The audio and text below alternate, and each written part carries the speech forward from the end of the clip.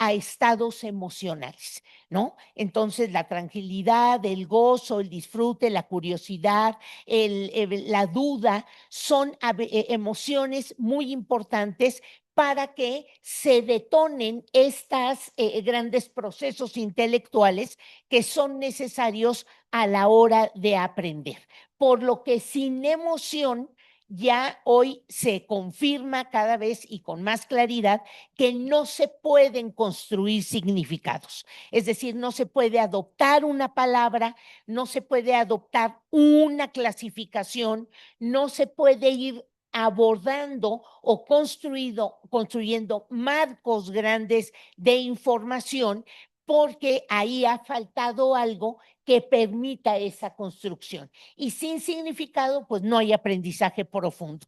Y aquí sí quiero señalar que cuando las maestras, los maestros dicen, bueno, es que cuando nos vamos de vacaciones o cuando hay un cambio de ciclo escolar, los niños olvidan cosas. Parece ser como que es algo que diéramos por hecho.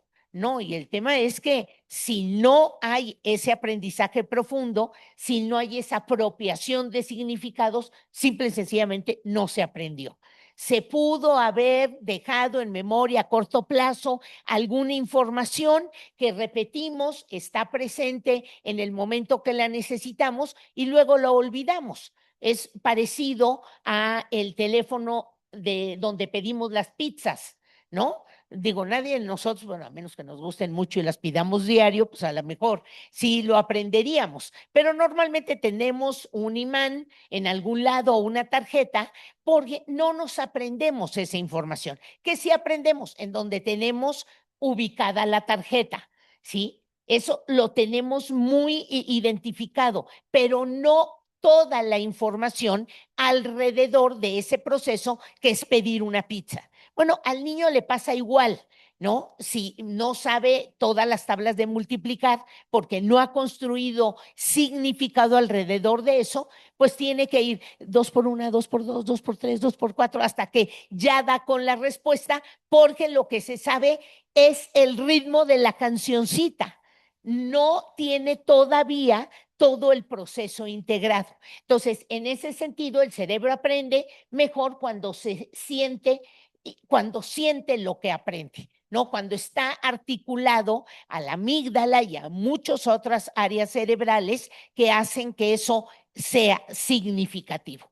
En la siguiente, lo que vamos a observar es cuáles son esas emociones cognitivas y metacognitivas que van a ayudar a que estos procesos se desarrollen, pero que van a ir ayudando a esa construcción de significado.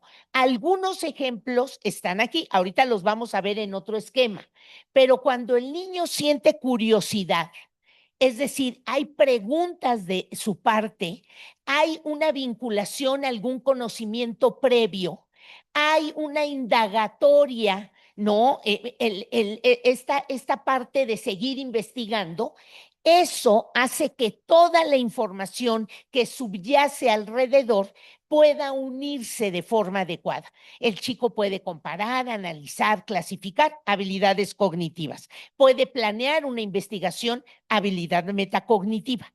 Es decir, la curiosidad va a ser una emoción importantísima. Y creo que ahí metodológicamente dentro de las escuelas, en los grupos escolares, tendría que ser algo que todos los docentes tendríamos que cuidar. También tiene que ver el interés.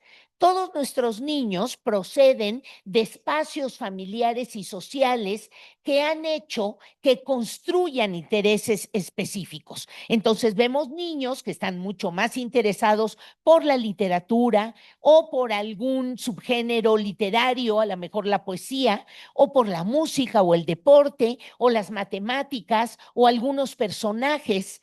Esto tiene que ver con el contexto que rodea a nuestros estudiantes. Y en ese sentido, no necesariamente los temas, los proyectos o aspectos que vamos abordando dentro de clase están todos asociados al interés del niño. Por eso es importante identificar verdaderamente qué le interesa y ningún contenido que se aprende no está vinculado a intereses cotidianos de vida. La magia es encontrar pues ese vínculo. Otras son la sorpresa, cuando nosotros llegamos al salón de clase con una adivinanza, con un juego, con un personaje, con un video que plantea un reto, el niño inmediatamente empieza a desencadenar una emoción importante que es estar sorprendido. Es decir, ¿qué va a pasar aquí? Entonces, el hecho de tener rutinas ya muy establecidas mata la sorpresa. Entonces, pasar la lista en otro momento del día o tener alguna rutina, a lo mejor para revisar la tarea de una manera diferente, siempre va a detonar la sorpresa y no hacerlo de una forma constante. La confusión, ¿no? Estos retos, poner cosas que le llevan a tratar de buscar soluciones, también es otra gran emoción que empieza a detonar el uso de habilidades, tanto cognitivas como metacognitivas, así como cierto grado de frustración. Y me parece que ese es un elemento que hemos descuidado dentro del aula. Cuando el niño, ¿no? Comete algún error en la realización de algún ejercicio o algún joven, ¿no? Parece ser que nos conformamos con dejar una determinada calificación, a lo mejor no tan satisfactoria, por ejemplo, un 7 o un 8, pero no explotamos esta otra parte de decir cómo obtengo una mayor calificación, porque si no, el chico va acostumbrándose como a decir, ah, bueno, eso es suficiente. Y entonces eso no reta, no habla de esta posibilidad de seguirse esforzando. El orgullo es una emoción muy importante. Sentir que avanzo, aunque sea poco, es una emoción que debe de estar permanentemente en los espacios educativos, ya sea en la familia, ya sea en las escuelas, ya sea en los espacios sociales, porque esa sensación de avanzar, aunque sea poco, pero sostenidamente, siempre va a llevar a los niños, a las niñas, a los jóvenes, pues a sentirse permanentemente motivados. Y la satisfacción intelectual, el reto de poder enfrentar una tarea, ayuda muchísimo. A diferencia de emociones básicas como el miedo o la alegría, estas están ligadas a procesos mentales muy importantes del aprendizaje, como son las habilidades cognitivas y metacognitivas. Si bien el miedo y la alegría son emociones, son más bien emociones de alerta, más que de detonar aprendizajes. Entonces, cuando el niño siente miedo, está en un momento más bien como de ver cómo reacciono.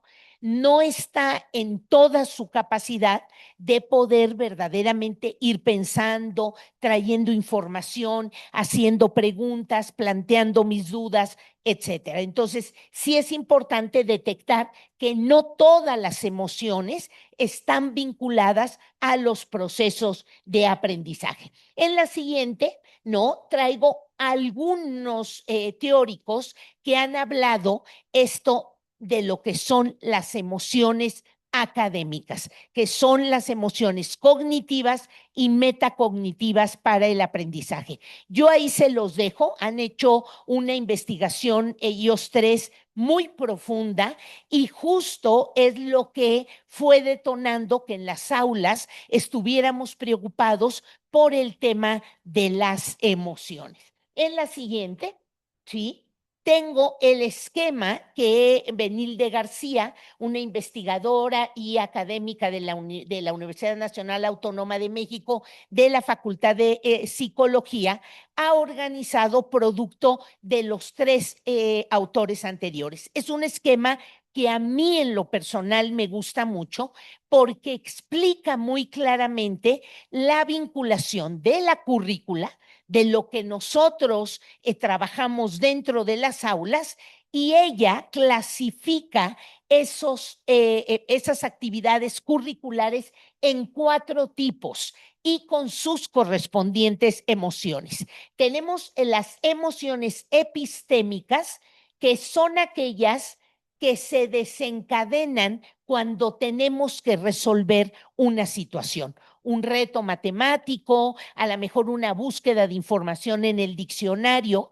A eso, estos autores y Benilde las organiza como emociones epistémicas del conocimiento. En este sentido, ella dice, hay 2 emociones importantísimas que hay que detonar cuando los jóvenes, los chicos, están en contacto con un aprendizaje: la sorpresa y la curiosidad.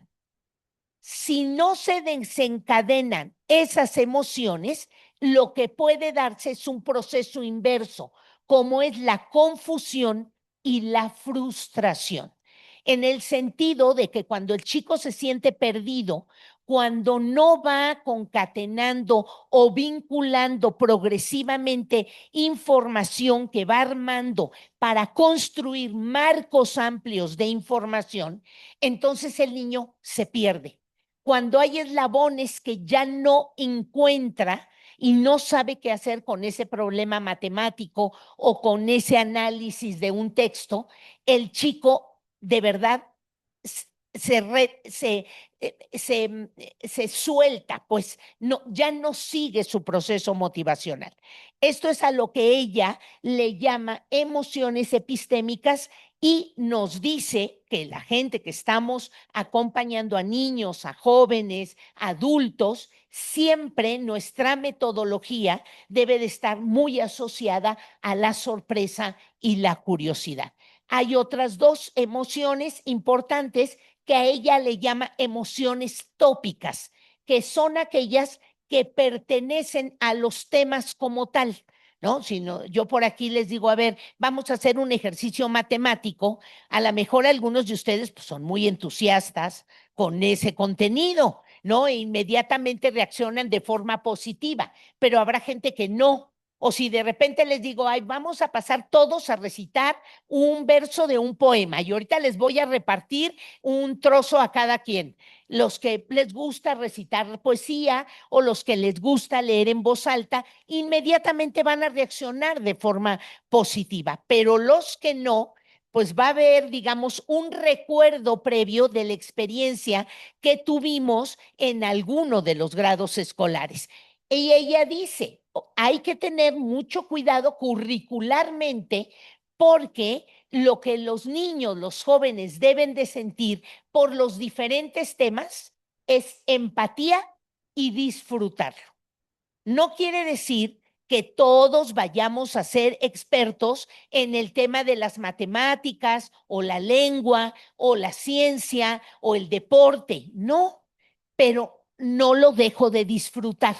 Eso es distinto. Ah, bueno, a ver, un reto matemático, bueno, a ver hasta dónde llego, ¿sí? No es de las cosas que más fácil me salgan, pero a ver, vamos a ver de qué se trata. Ahí hay una emoción tópica, que es disfrutar y ver y retarnos hasta dónde llegamos. Pero hay chicos, hay chicas que la experiencia con ciertas temáticas tópicamente están muy paralizadas. Entonces, de repente, cuando decimos saquen el libro de matemáticas o saquen el libro de proyectos comunitarios, hay niños que verdaderamente se cierran, ¿no? Yo recuerdo, y siempre lo cuento como anécdota, seguramente los que andemos por la misma rodada lo van a recordar. En la escuela primaria, muchos años se llevó un libro que se llamaba el libro Gather. No sé si algunos lo recuerdan. Ese libro estaba lleno de hojas con ejercicios matemáticos. Todos sumas, restas, a veces eran mixtas y demás. Pero algunas de ellas traían un relojito y decía 3 minutos, 5 minutos, 9 minutos, ¿no? Entonces, cuando la maestra decía, corre tiempo, Miren, a mí todavía se me siguen entumiendo los brazos, de verdad. Es algo que tengo muy, muy asociado.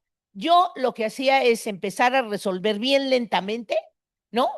Porque yo nunca lo hacía en el tiempo que dictaban. A mí me encantan las matemáticas, sí, pero no las matemáticas de velocidad. A mí me gusta pensarlas, me gustaba corregirlas, ver que me hubieran salido bien mis operaciones, ¿no? Entonces yo ya me esperaba, daba mis ejercicios, pues yo me ganaba mi punto, pues porque las tenía bien, pero no por velocidad. Eso para mí es una emoción tópica de disgusto. Me disgustaba que me pusieran a resolverlo con velocidad. Me disgustaba. Decía yo como, ¿para qué? ¿No? Entonces, en ese sentido, sí existe, sí se da.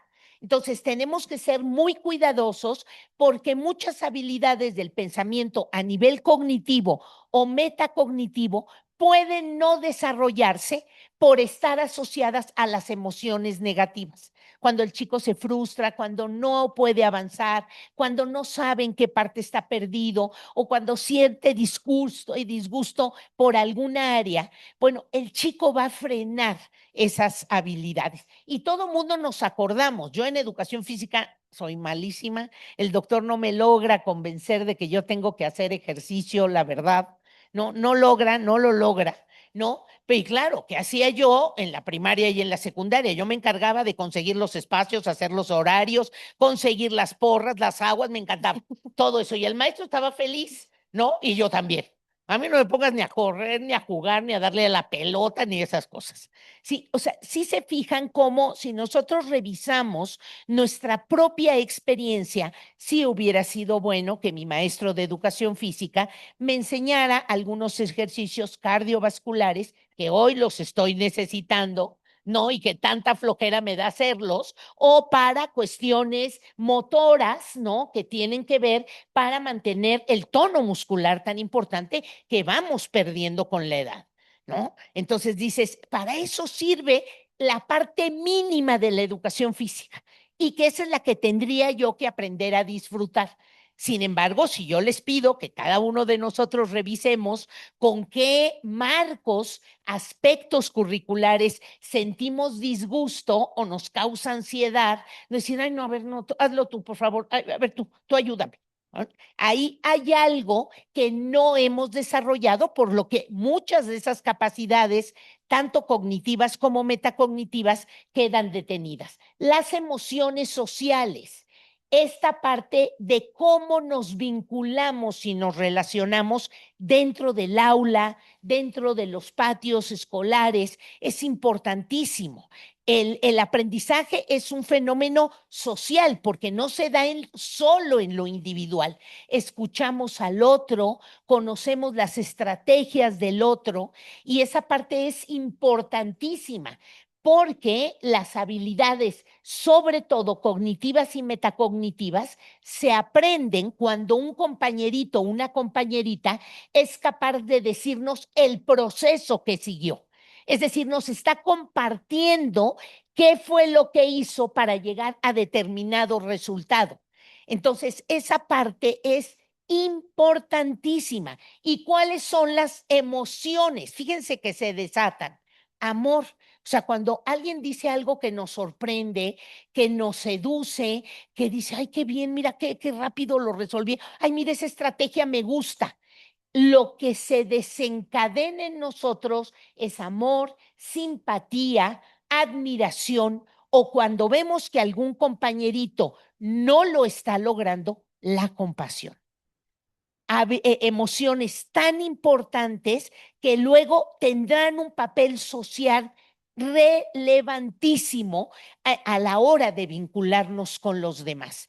Lo que no puede experimentar el niño, y ahí me parece que estas habilidades, emociones sociales son muy importantes, es desprecio, envidia, ira o ansiedad. Y sí, de repente cuando vemos que solo son unos los que destacan, porque hemos puesto en función de solo algunas habilidades la muestra de las capacidades, la envidia sí es una emoción terrible y que luego a nivel social va a traer muchos perjuicios. Entonces, sí es importante detectar que cuando hablamos de emociones, hablamos de emociones muy concretas cuando estamos verdaderamente preocupados por las habilidades cognitivas y metacognitivas. Y luego las emociones de logro que tienen que ver con esta posibilidad de lograr, de tener éxito o al contrario, del fracaso. Las emociones vinculadas es la esperanza y el orgullo. No, la siguiente me va a salir mejor. No, en la siguiente sí voy a poder. Estas actitudes de nuestros estudiantes son muy positivas porque él mismo se está fijando niveles de logro tan importantes, así como el orgullo, ¿no? De sentir, ay, bien, lo pude lograr. Y aquí, en el caso de toda esta propuesta, el que los chicos se ayuden entre ellos, las tutorías, las mentorías, son grandes estrategias para ir promoviendo este paquete de emociones. Lo que sí no es conveniente es que el chico experimente vergüenza, ¿no? Cuando de repente pasamos a un niño al pizarrón y no puede realizar el ejercicio y lo regresamos a su lugar con esta sensación de no haber podido, normalmente nos vamos con esta actitud de vergüenza, de no poder. Entonces tenemos que ser muy cuidadosos cuando pasamos a un niño al frente, no puede, pongo al todo el grupo a trabajar, traigo a 2 tutores y decimos, no, no, sí vamos a poder. A ver, ¿en dónde estamos detenidos? Es decir, el niño no puede irse a sentar, esa niña no puede regresar a su banca sin esa sensación de que hay algo que está atorado, pero ya lo pudimos superar. Entonces, todo esto es importante y engloba lo que se llaman emociones académicas. En la siguiente vamos a ver, ¿no? Por ejemplo, la curiosidad. ¿Qué es lo que activa? La exploración y la memoria. Hay una vinculación muy directa ahí. El interés incrementa atención sostenida. ¿Sí? Si yo quiero que el chico haga una tarea, haga una investigación, genere una búsqueda, bueno, necesito atención sostenida. Entonces, el interés va a ser algo que yo deba de cuidar para que eso se mantenga. ¿No? Porque luego los padres de familia se quejan de que los chicos no hacen la tarea solos, que tienen que estar como muy encima de ellos. Bueno, ahí hay un grave problema de atención sostenida y esa atención debe de ir creciendo conforme los chicos van pasando por grados escolares, de tal manera que un chiquito de preescolar debe de ser capaz de sentarse 15 minutos a hacer un trabajo. Los chicos de primaria deben de terminar con 45 minutos continuos de trabajo y el chico de secundaria 2 horas, porque si no, no va a poder enfrentar la media superior. Entonces, cuando mamá y papá o la abuela o quien sea su tutor tiene que estar detrás de él o de ella, ahí tenemos un problema de interés. ¿Sí? Esa emoción no está desencadenada. La sorpresa facilita la comprensión conceptual, porque la sorpresa pone en alerta a todas nuestras áreas cerebrales. Y lo que hace es ir haciendo preguntas, asociando, vinculando, comparando, trayendo información previa tan importante para esa construcción de marcos de conocimiento amplios. El orgullo refuerza la autoestima académica y la confusión moderada activa el pensamiento crítico. Es decir, no, a ver, no, espérame, yo tengo que saber, tengo que buscar más, o aquí no estoy de acuerdo o no puedo entender esto. Que nuestros chicos, nuestros estudiantes trabajen con esas premisas, me parece que ya habla mucho de que verdaderamente están pensando de forma crítica. En la siguiente, lo que vamos a ver, sí, vamos a irnos poco a poco, que cómo hemos venido llegando a la explicación del aprendizaje y de las habilidades cognitivas y metacognitivas. Yo empezaba diciendo que sin lugar a dudas, nuestras primeras intervenciones dentro del aula estuvieron más bien desde la teoría conductual. ¿qué característica tiene eso? Pues explicación, estímulo, respuesta. Pues sí, decíamos, si yo les bajo puntos, si yo les pongo tachecitas, si les pongo una estrellita, pues van a responder. Sí, pero no de la misma manera y no todos igual. Porque si por ponerle estrellita todo mundo tiene el mismo comportamiento, pues yo les pongo la estrellita, pero no es así, ¿no? Es como en un buffet, pues no todo mundo ni sigue la misma secuencia, ni se sirve lo mismo, ni con la misma cantidad. Cada uno seleccionamos cosas distintas. Idéntico pasa en el proceso de aprendizaje. Y luego viene la siguiente, ya no nos conformamos con ese paradigma, se supera y viene ya todo el paradigma más de tratar de conocer el proceso de cómo se percibe el estímulo. Y en ese sentido, si le damos que viene este otro proceso que los conductistas le llamaron la caja negra. Nunca dijeron que no existieran procesos internos. Lo que dijeron es que no sabían cómo averiguarlos, cómo entrar a ellos. No había los instrumentos como para poder, ¿no? Profundizar.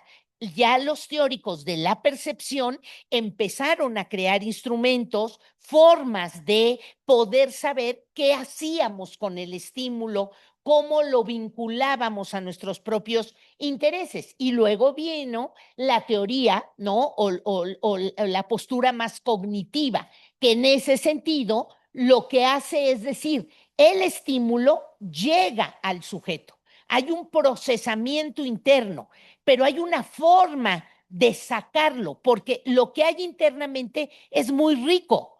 Cada uno de nosotros tenemos información previa, experiencias, motivaciones, capacidad de preguntar, capacidad de analizar. Y el estímulo ya no sale igual y no sale de todos de la misma manera. Entonces, nuestras respuestas son diversas. Y entonces ahí es donde todas las teorías cognitivas, desde Piaget, Vygotsky, Ausubel y muchos más, estuvieron tratando de averiguar cómo podíamos hacer que el chico analizara, el chico clasificara, el chico planeara, el chico evaluara su propio conocimiento, etcétera. Pero hoy estamos ya en un cuarto paradigma, que es la teoría social del aprendizaje. ¿Esto qué quiere decir? Que no se da solo el proceso de aprendizaje. Escuchamos al otro, vemos al otro, intercambiamos con el otro, aprendemos del otro. En un aula, pues se da todo este intercambio. Entonces, cuando lo que nosotros pedimos desde este paradigma es que no me digas qué resultado obtuviste, dime cómo llegaste a ese resultado, el aula se vuelve lo que mucho proclamó Vygotsky, aulas de aprendizaje, procesos colaborativos de aprendizaje. ¿No? Que hoy ya retomamos desde esta óptica de la teoría social. En este sentido, ahí les dejo pues un recorrido de muchos de los investigadores que han ido avanzando y aportando esta explicación de cómo es que aprendemos. Hoy me parece que está mucho más completa, sin embargo, yo creo que todavía no seguiremos con una siguiente teoría que profundice más, sobre todo con este avance de la neurociencia. En este sentido, los beneficios de un desarrollo cognitivo y metacognitivo tiene que ver con mayor comprensión y retención de lo que se aprende, ¿no? Lo que bien se aprende nunca se olvida, ¿no? Puede ser que no lo practique. A lo mejor hace 12, 15 años no me subo una bicicleta, pero si me subo, hago un poco de equilibrio, recuerdo, a lo mejor me toma 10, 15 minutos volver a retomar, a lo mejor no con la misma velocidad, no con la misma seguridad, pero si lo aprendí bien, rápidamente lo voy a retomar. Entonces, igual pasa con las matemáticas, decir, a ver, espérame, este proceso, ahorita lo recuerdo. Lo que hago es ir, ¿no? A mi memoria, a mi habilidad de comprensión, tratar de recordar e inmediatamente recuperar toda la información y todo el proceso. Entonces, qué importante es que todo lo que vayamos trabajando dentro del aula vaya quedando en este rompecabezas de lo que es la aritmética, la geometría, la lengua, la comprensión lectora, la biología, el conocimiento de mi cuerpo, de tal manera que conforme yo vaya avanzando en estos campos de conocimiento, cada vez más esos marcos de referencia conceptual vayan quedando pues más completos. También tiene que ver con la capacidad crítica y reflexiva, ¿no? Si los chicos no usan esas habilidades, no hay comprensión. A lo mejor repiten un proceso o tratan de adivinar qué es lo que sigue, pero no hay esta reflexión, no hay esta crítica y eso detiene, empobrece mucho la calidad de cómo el conocimiento se va apropiando en cada uno de los chicos. También el utilizar desarrollos cognitivos y metacognitivos prepara para la resolución de problemas complejos. Yo siempre pongo el caso de que ¿qué hacemos cuando se nos quedan las llaves dentro del coche o dentro de la casa? Ahí hay un problema y es un problema complejo. A lo mejor no tenemos un duplicado, a lo mejor no hay nadie cerca que nos pueda traer el duplicado, a lo mejor estamos en otra ciudad y el coche tiene ahí adentro mi llave.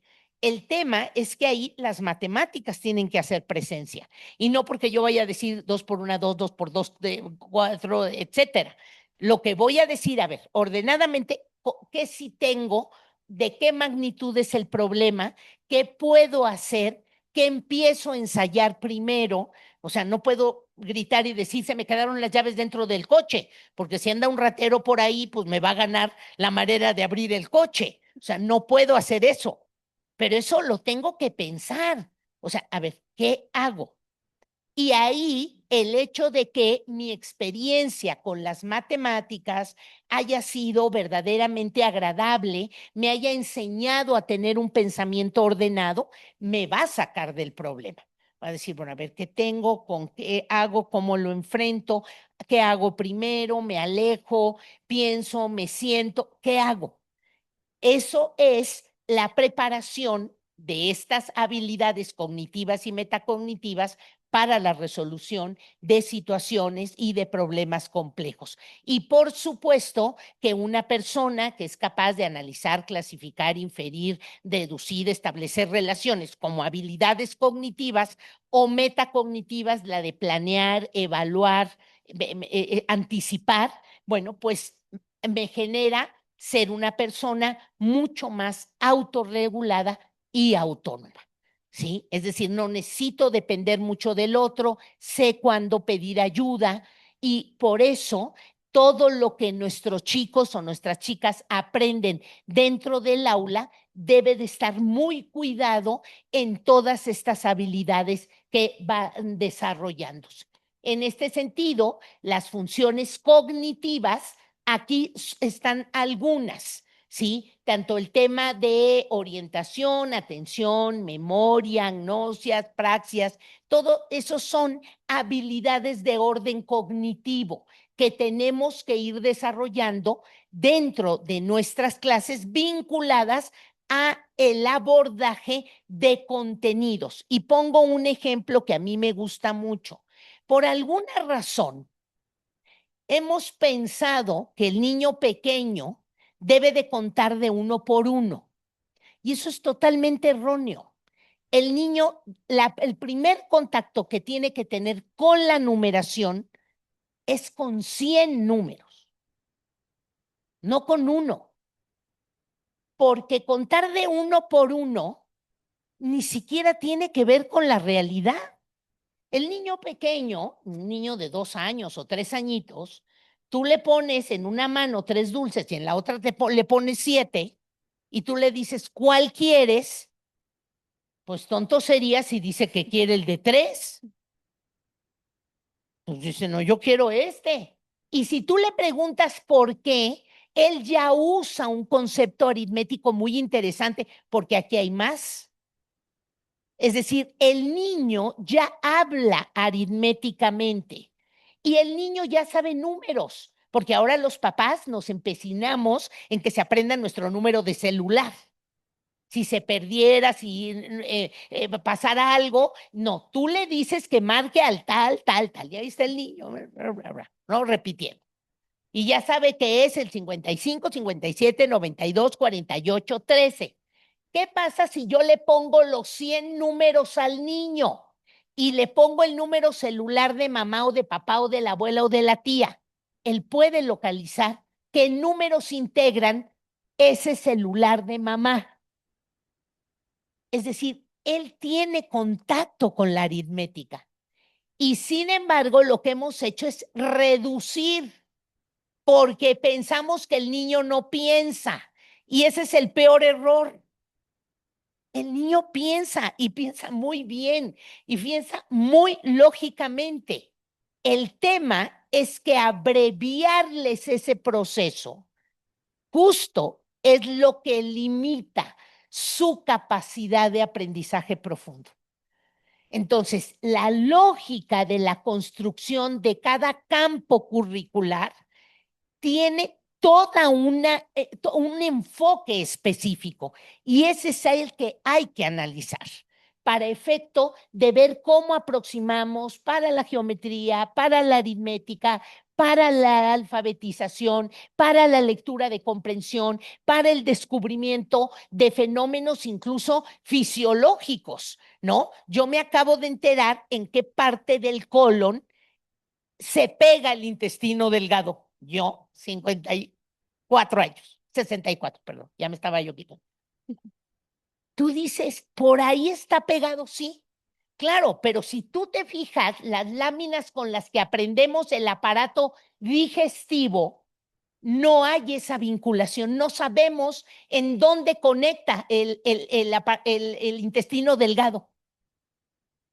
Entonces, nada más está ahí la tripa, que es muy larga, ni siquiera le ponen la telita que conecta todo. Es muy interesante cómo la realidad no es la que aprendemos dentro de las aulas. Entonces, claro, quedan limitadas nuestras habilidades. Entonces, ahí están algunas de las funciones cognitivas. En la siguiente vamos a ver algunas metacognitivas, ¿no? Toda la parte de decodificar las metacognitivas o las afectivas, ahí están y son tan importantes como las vamos conectando a los temas que el chico va aprendiendo y la metodología, los enfoques que vamos presentando para que lo vaya aprendiendo. En la siguiente tenemos las tres habilidades metacognitivas importantísimas, esta capacidad de planear, de planificar, que el niño incluso pueda tener su agendita, sentarse a hacer la tarea, saber qué hacer primero, ¿no? ¿Qué tarea va inicial, cuál puede hacer final? Son pequeños ejercicios de planeación que son muy importantes que desarrollemos en los chicos, así como el monitoreo. ¿No? A ver, yo estoy detenida aquí, sí puedo hacer tantos ejercicios, me cuesta trabajo hacer esto, toda esta parte de la evaluación formativa que hoy se tiene y esta capacidad de evaluar, ¿no? De evaluar al otro compañero, de evaluar mi propio aprendizaje, etcétera, etcétera. En este sentido, ejemplos prácticos y beneficios es esta capacidad de autocuestionamiento, la identificación de distractores que no me permiten aprender, el uso de estrategias muy concretas para hacer la tarea, para preguntar, para hacer un cuestionario, para hacer investigación y sobre todo elementos importantes de aprendizaje que van a permear todo el aprendizaje, comprensión lectora, redacción, resolución de problemas y autonomía. Entonces, me parece que en estas tres láminas tienen ustedes concentradas esas habilidades, tanto cognitivas como metacognitivas, que son tan importantes ir desarrollando en las aulas. Que el chico sepa cosas no necesariamente garantiza que haya desarrollado las habilidades de eso que dice que sabe. Y eso es lo que hoy en la evaluación formativa tenemos que ir alcanzando. Desarrollar estas habilidades transforma a los estudiantes en receptores pacíficos, a gestores activos de su propio conocimiento. Y eso, conforme el chico va avanzando en grados escolares, lo vamos viendo más patentemente. O sea, que los papás les tengan que hacer la tarea, que no cumpla con la tarea, que no nos diga las dudas que tiene, pues sí son advertencias de que no estamos logrando la autonomía que estamos queriendo alcanzar, ¿no? Y voy cerrando con esta parte importante de la metacognición. Saber cómo aprendo, reconocer dónde me equivoqué y la capacidad de corregir mis propias fallas, ajustar estrategias porque esta es mucho más fácil, porque esta me resuelve más rápido un proceso y evaluar mi propio desempeño son algunas de las actividades que podemos ir desarrollando dentro de las clases.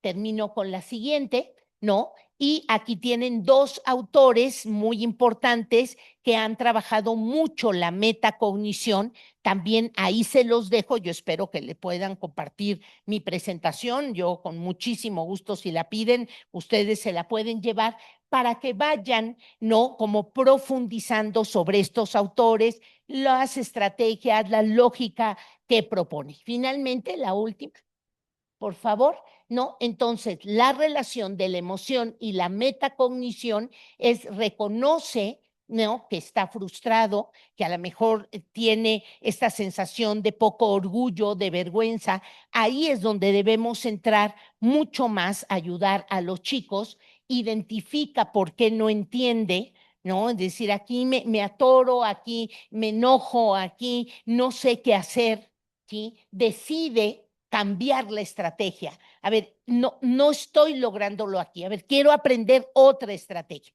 Esas son las palabras, las frases que tendríamos que escuchar dentro de las aulas precisamente para saber que hay el manejo de estas emociones y que hay verdaderamente un desarrollo cognitivo y metacognitivo. Está integrado emoción, pensamiento y autorregulación, ¿no? Entonces, digamos que esta sería la fórmula que sintetiza que hay emociones, las emociones positivas, cuando esas emociones no son positivas, también hay que retomarlas para poder ir acompañando, regulando mejor el pensamiento del chico y, por supuesto, que él se haga autónomo en esta autorregulación. Entonces, yo espero que con esto vayan ustedes sumando lo que vieron en la mañana y todo lo que van a seguir profundizando a lo largo del Congreso para ir entendiendo, para ir desmenuzando qué le pasa al niño cuando aprende, qué está sucediendo con él cuando entra en contacto con una actividad, con un reto, con un ejercicio, algo está pasando en él. Y justo ser maestros de desarrollo cognitivo y metacognitivo es estar atento a cómo lo está viviendo el chico y de ahí poder ir preguntando para ir sabiendo cuál es el proceso que está siguiendo. Yo quiero agradecer al área de posgrados la invitación al Congreso, a ustedes desearles el mayor de los éxitos en estos 3 días de trabajo y creo que tenemos por ahí algunas preguntas o alguna para poder ir cerrando.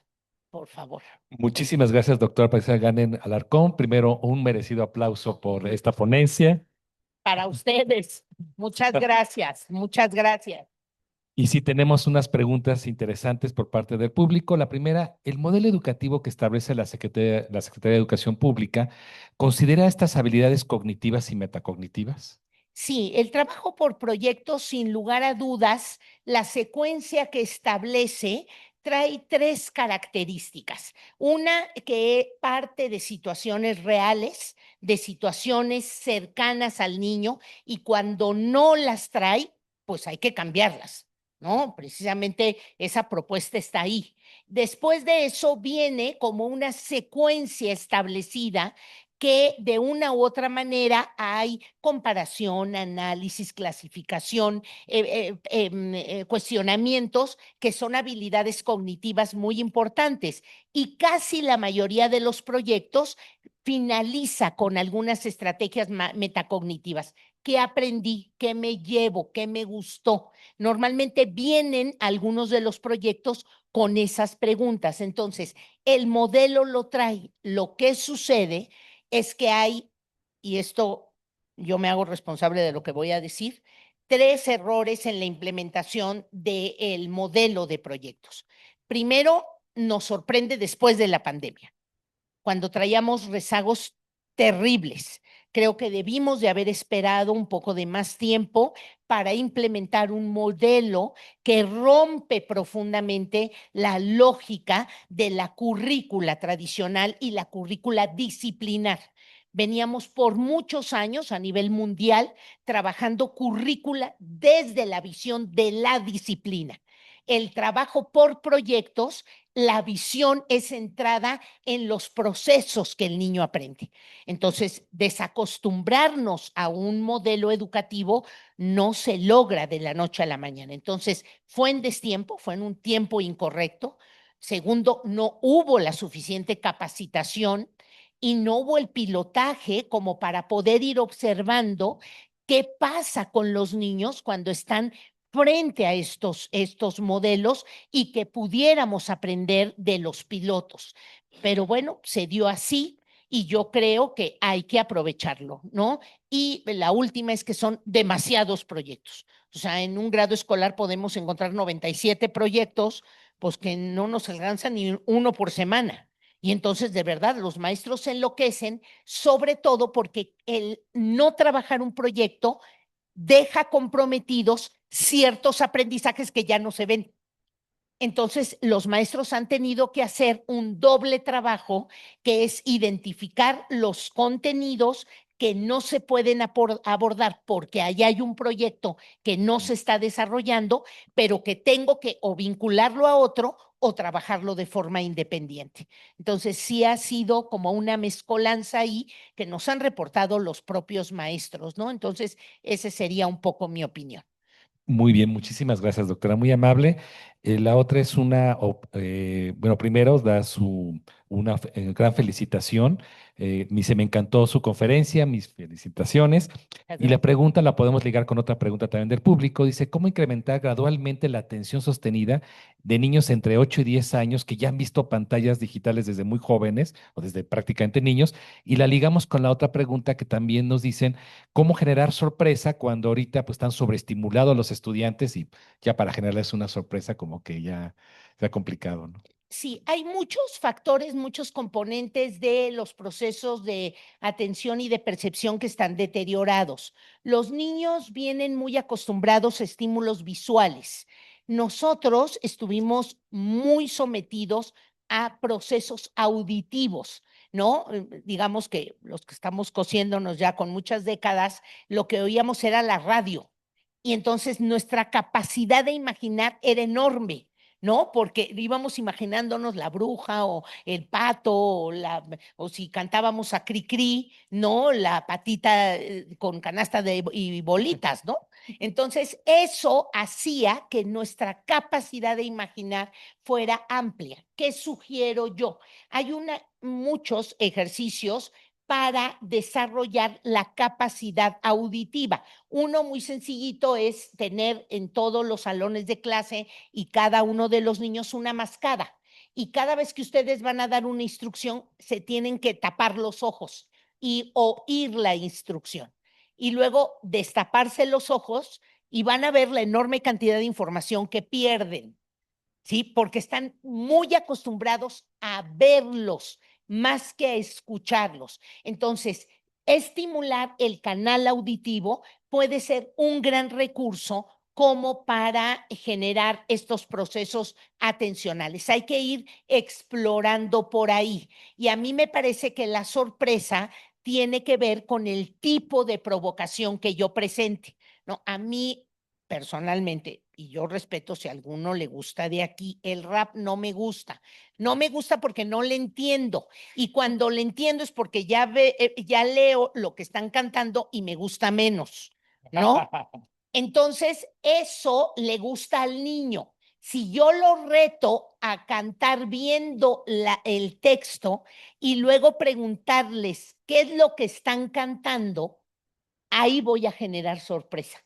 O la vida de un artista, o un personaje, o hablar de un juego, esta cosa de los Roblox, creo que así se llama, ¿no? Que está muy de moda y que ahí hay una enorme cantidad de riesgo de los niños. Creo que eso puede generar un proceso de atención, a diferencia de algunos ejemplos que pueden ser muy motivantes para mí como adulto, pero no para el niño. Entonces ahí depende de la pregunta, el personaje, el tipo de reto que yo ponga, que el niño va a voltear a ver, ¿no? Y ahí, bueno, pues hay que probar varios hasta que podamos descubrir qué es lo que motiva al niño. Por supuesto. Y terminamos ya con la última pregunta.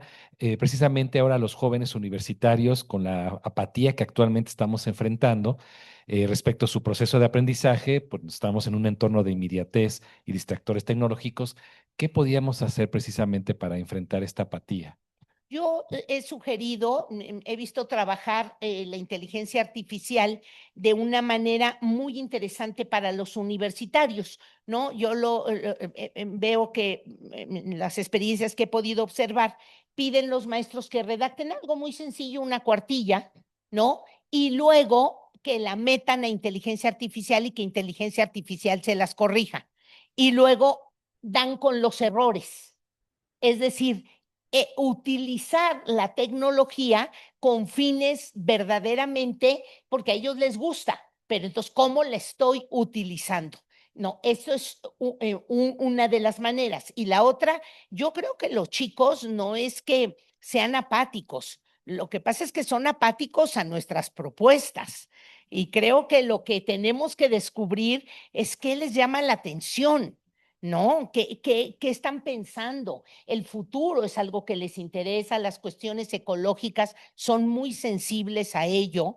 Bueno, pues entonces nuestras clases, nuestras asignaturas tendrían que estar vinculadas a esos temas que a ellos les preocupan. Y creo que de esa manera podemos ir jalando ya a los campos curriculares de cada uno de nosotros. Yo no veo que sean apáticos, lo que pasa es que son apáticos a lo que nosotros decimos que es importante, que es distinto. Entonces sí habría que desmenuzar y escarbar por ahí. Esa sería mi recomendación. Pues nuevamente agradecemos infinitamente a la doctora Patricia Ganen Alarcón por su notable participación en esta conferencia magistral. Se le hará la entrega de un merecido reconocimiento por su Muchas gracias. participación en esta conferencia magistral.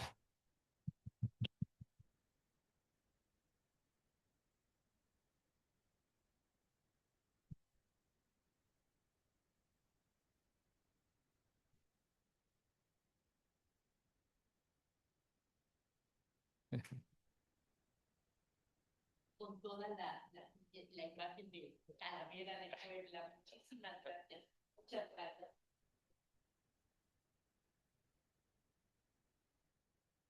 Muchísimas gracias. También invitamos a todos los participantes a los talleres académicos que comenzarán a las 17:30 horas, así como también la presentación del libro Hoy por el escritor mexicano Antonio Malpica, editorial Vices, en el Salón Parquet a las 19 horas.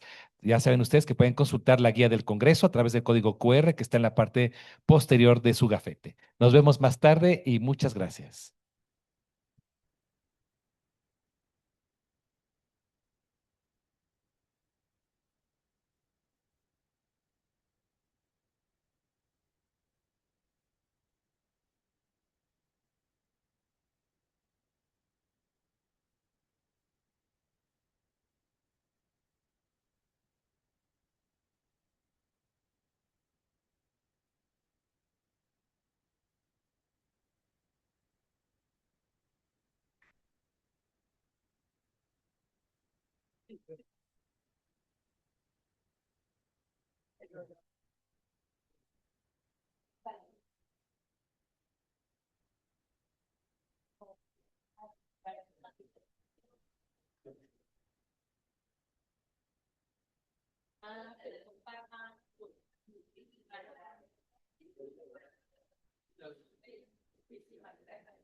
Muchas gracias.